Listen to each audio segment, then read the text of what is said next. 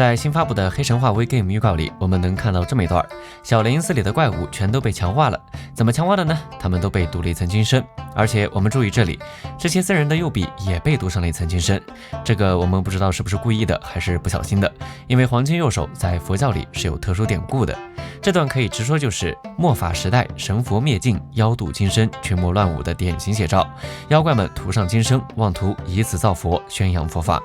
而巧合的是在现实世界里，中国在明清时期，一个道场为了快速崛起，选择用魔法打败魔法，也出现过一场人工造佛运动。它以江南地区为核心，逐渐散播至全国各地，形成了非常出名却也饱受争议的肉身佛现象。我们本期就结合游戏元素，和大家讲一讲那场持续几百年的人工造佛运动。咱们快穿过3000世界或者黑神话 PV 看多了的同学们应该都知道，我们现在这个时期和黑神话所在的时间段属于无佛世。在之前的 PV 里，小雷音寺里的贾弥勒说出了那句点中点：既见未来，为何不拜？西游记原著里描写唐僧师徒路经小雷音寺的时候，唐僧说小雷音寺似观音在南海，普贤在峨眉，文殊在五台，这不知是哪位佛祖的道场。这里大家有没有注意到一个问题那就是这里的道场它3缺1了，缺的则是那座地藏菩萨的道场安徽九华山。西游记产生于明中晚期，这个时候佛教4大名山之说尚未出现，所以只将3大菩萨道场并列而举。而在这之后，九华山地藏道场才开始兴盛。九华山的快速崛起源于九华山以地藏金身为招牌进行的民间信仰圣地塑造行为。当然这里也得说一句，九华山的高僧们结肉身舍利，并不是妄图以此成就什么果位，本质上不过是想让自己的徒子徒孙在艰难时期多有几口饭吃。那么什么是金身呢？大般涅盘经云，如来法身金刚不坏，本来指的是法身离体不坏，肉身则是爱怀不坏。但是我们要说一个冷知识，佛教初传中国的时候，作为一种宗教信仰来说，大多数人其实是不感冒的。人们只认为佛是仙人神人的一种，佛法与当时盛行的诸多长生法门没什么区别，佛教僧团在当时对此也是接受的。所以谭无称译经的时候就说不坏金刚身即是常住不坏，从中推出了长寿长生的意思。从此肉身上的金身就和成佛联系起来了。俗话说人靠衣装，佛靠金装，这里的金装是指佛教造像在裸露的皮肤处贴金的行为。要注意，早期佛教其实不太讲究偶像崇拜的，其宗教象征物只有一座坟头。所谓虽堵坡，本意其实就是坟冢方坟的意思。人家释迦自己也说过，若以色见我，以音声求我，是人行邪道，不能见如来。但问题是，虚无的不可捉摸的神对于普通信众来说实在不可理解。实际宗教活动中，不少广泛进行的活动是否是以物配主，是否是偶像崇拜，其实存在很多灰色地带。比如对黑石和天房的敬仰算不算？东正教的圣像崇拜算不算？天主教那一堆主保圣人算不算？对吧？这都是可以商量、可以拉扯、可以互相扣帽子的。佛教的造像和金身也是如此。这里说个有名的但也很有深意的故事。传说东汉的汉明帝刘庄梦见一金人从西而来，像有日光飞在殿前，便下旨让人用白马驮在佛经佛像返国都洛阳，建立了白马寺。两汉时期五行理论非常盛行，五行中西方属金，西方的金人远道而来传授长生法门，可以说是歪打正着，快速被当时的人们所接受。这就使得在一开始人们对佛像金身的认可程度就比较高。当然修长生也可以上课，上课就可以看看我们的课。我们上线的诸神监视课程跑遍全国30多个地方，包括了福禄3山4大道场10余个省级博物馆和近100个国宝单位，现在5折优惠，欢迎大家试看。金身背光也成为了成就佛教果位的象征之一。比如在周星驰的电影《济公》里，周星驰饰演的济公本是天上的神仙降龙罗汉，也有自己的金身，这是有出处的。南宋杭州罗汉信仰氛围浓郁，济公的原身道济和尚作为南宋临济宗的一位义僧，圆寂没多久就被佛教丛林承认是金身罗汉转世，之后更是被叫做紫角罗汉，说其身体特征为紫磨金色，这个称呼甚至比降龙罗汉还要早。在另一部港剧《倩女幽魂》里，老和尚佛法高深，以至于他流出来的血都是金色的，以此帮徒弟塑造金身。这个场景也是有典故的，在东汉的《道行般若经》里，释迦从袈裟中伸出金色右臂，为人摩顶受戒。戒是法的重要部分，受戒相当于传法。即便是逆人，也就是背礼之人，闻法后也可以证得阿罗汉果位，并快速入灭，凸显出了法的威力。这些典故和记载都在极尽描述成就果位之后金身的强大。但是咱们的因果倒置大法马上就来了，既然成就果位等于有不坏金身，那么有不坏金身是不是也等于成就果位呢？这就是我们要讲的第2部分，肉身佛文化和明清时期的人工造佛运动。肉身佛也叫肉身舍利和肉身菩萨，本身也属于舍利的一种。舍利是梵语 Sarira 巴利语 Sarira 的音译，它的含义其实就是指尸体或身骨。佛教中最初的舍利只限于佛陀本人涂皮火葬之后遗留下来的舍利，但是后人把这个概念发扬光大了，出现了佛舍利、菩萨舍利、罗汉舍利、独觉舍利等等。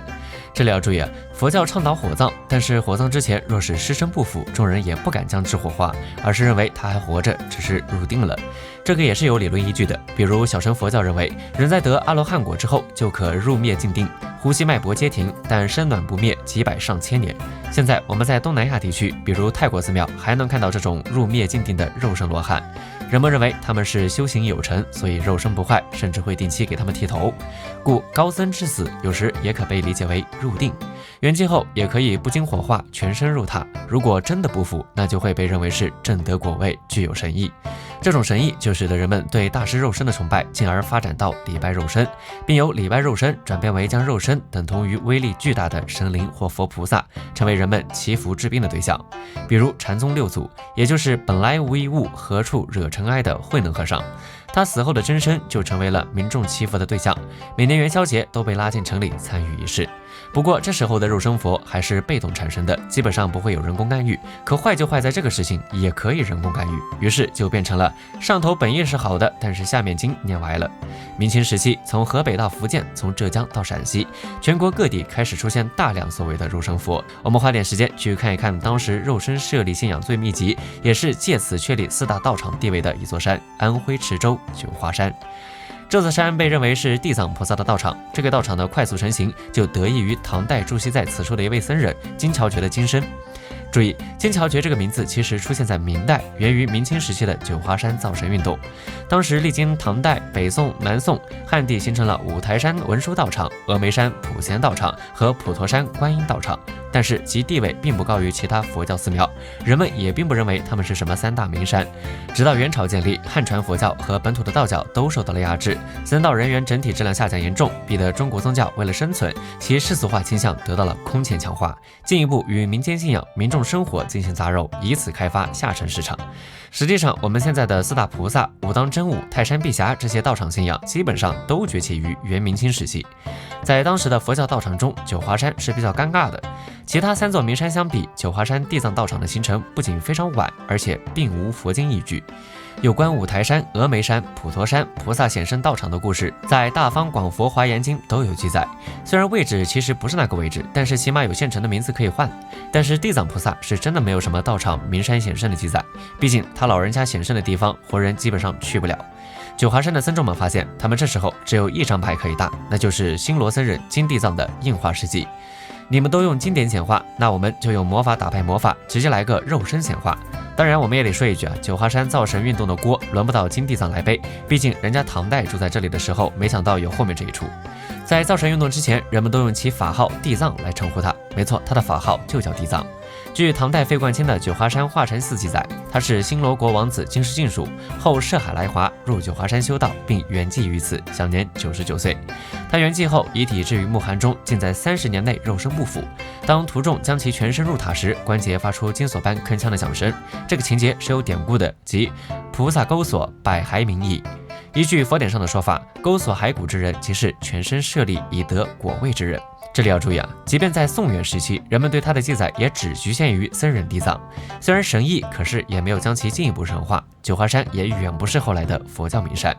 但僧地藏与地藏王菩萨在信众之中已经开始产生混同，因为他法号地藏，人们便认为他是地藏菩萨的转世，又因他俗姓金，后来就被人称为金地藏。金地藏之名源于他的地藏法号是明代以前就传之已久的，有据可查，无可怀疑。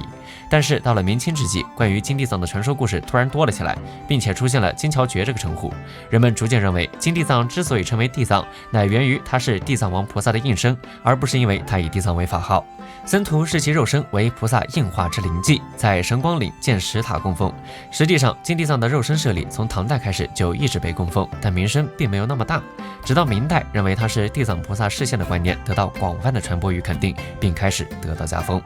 明代万历年间，万历生母李太后赐金重修地藏塔殿，赐额护国肉身宝塔，承认了金地藏是地藏菩萨示现的地位，这就是今天我们所见到的九华山肉身宝殿的前身。那么九华山的僧众为什么如此急于确立地藏道场的地位呢？因为生存。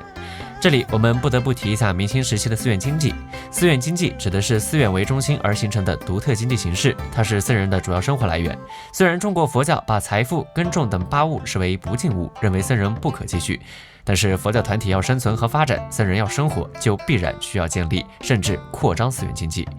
明清两朝的最高统治者对寺院经济采取了一以贯之的抑制政策，各寺院不仅田产较少，而且其他经济形式如手工业、金融业、商业等也难以发展。但是随着佛教在明清的逐渐世俗化、社会化，明清寺院发现了一个新的蓝海市场，那就是香火钱。香火钱是指香客捐献给寺院做日常供奉香烛等项开支用的钱款，也用于僧人日常生活。凡朝山进香和佛事活动的收入，总称为香火收入。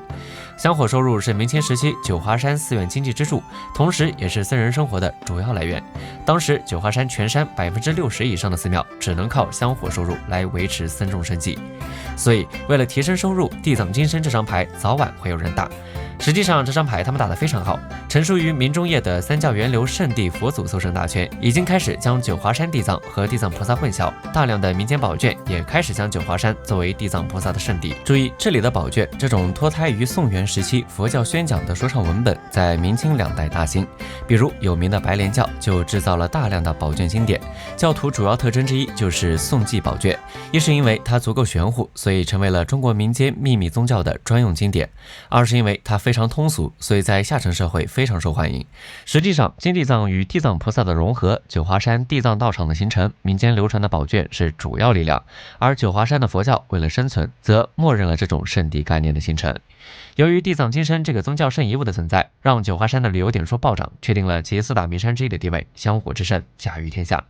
每年秋冬季节，朝山进香者不绝于途，而逢佛教重大节日，朝山者更是达数千人。各大寺院疗房和街区民舍均住满香客。底元寺、化成寺、肉身殿、天台寺等重点寺庙每天收入同超几斗或几箩筐。大量的香客和游人让九华山店铺客栈林立，山中集市成为四乡邻近土特产集散地。商业的繁荣又为附近的山民提供了就业机会。官府认为有违佛地清净，严禁经商，但禁而不止，后来也就默许了。但是代价也开始出现了。比如燃纸供佛习俗，这种本来是初地以上菩萨晨修习的传说法门，突然就被九华山上的香众们所习得。再比如妇女进阶观念，香众们竟然认为女子会污染净地，所以白天九华山上的街上只有男人。且不说经典里的地藏前世就是光目女，对于早就突破女子不可成佛限制的佛教来说，这简直太可笑了。而且自此之后，九华山就变成了成就大量肉身佛的圣地。实际上，除了金地藏本身之外，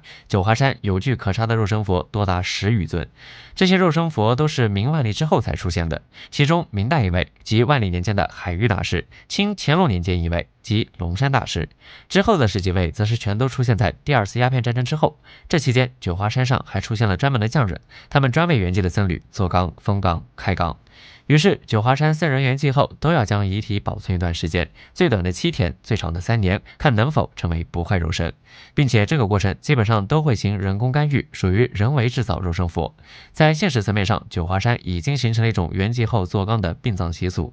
难道一个地藏金身对九华山来说还不够吗？那就要看这金身在哪座庙里了。明清朝廷分天下寺院为禅、讲、教3类，令僧人各守其业，使得法派与寺院逐渐形成了固定关系。也就是说，在明清时期，每个寺院必定属于某一宗派，世代相传，很少任意改变。而且这个宗与其说是宗门的宗，更接近于宗族的宗。各家寺院往往只讲师徒，不讲佛法。于是我们就可以把整个道场想象成一座商业街，虽然贩卖的品类一致，但是其中的各家商铺是处于竞争关系的。这座庙的香火钱进不了那座庙的功德箱，这就逼得寺众不得不考虑是不是要个肉身佛。毕竟你们没有，那是不是你们修行不够？修行不够，那是不是这个庙就不灵？而你家不灵这件事，这对于靠香火钱为生的明清寺庙来说，几乎是必死的暴击。所以我们看到，在明清时期，中国很多地方都开始出现肉身佛，有些是和以前那样自然而成，有些则是纯粹的人为干预，也就是人工造佛。清代袁枚的《续子不语》里有个很出名的不愿做佛的故事，说在顺治年间，天，一位姓邢的秀才在村中的寺庙里读书。一天黄昏，他出门散步，听到有人哀嚎说：“我不愿意做佛。”邢秀才爬上树偷偷窥视，看到众僧围着一个僧人，双手合十作礼，祝福他早日去往西天。旁边放着一根3-4尺长的铁条。后来郡里传出了消息，某日活佛升天，请大众烧香礼拜，吸引了万余人来参加。邢秀才才发现，即将升天的正是之前口呼不愿做佛的僧人，便急忙告诉官府进行查验，发现那僧人已死，莲花座上鲜血淋漓，肛门中一条铁钉直接贯穿了他的头顶。官府拒捕审问后，才得知他们是为了骗取香火钱财，不用铁钉的话，他临死时头会歪斜，不能保持端正，所以用了铁钉。而一时烧香许愿者方大感后悔，一哄而散。当然，这个故事不具备现实意义，起码九华山上的诸位高僧都是寿终正寝，而且是有形迹可查的高僧大德。他们做刚成佛的动机也不是贪图什么佛法果位，只是想在这座山上给自己的徒子徒孙挣得一口吃食。而这种朴素甚至有些世俗的信仰心，对于佛是人而不是神这一佛教本质来说，何尝不是一种返璞归真？不过也确实是在晚清时期，在中央政府无力监管和引导宗教活动和地方民俗的情况下，肉身佛开始大量出现，让这场造神运动达到了最后的高潮。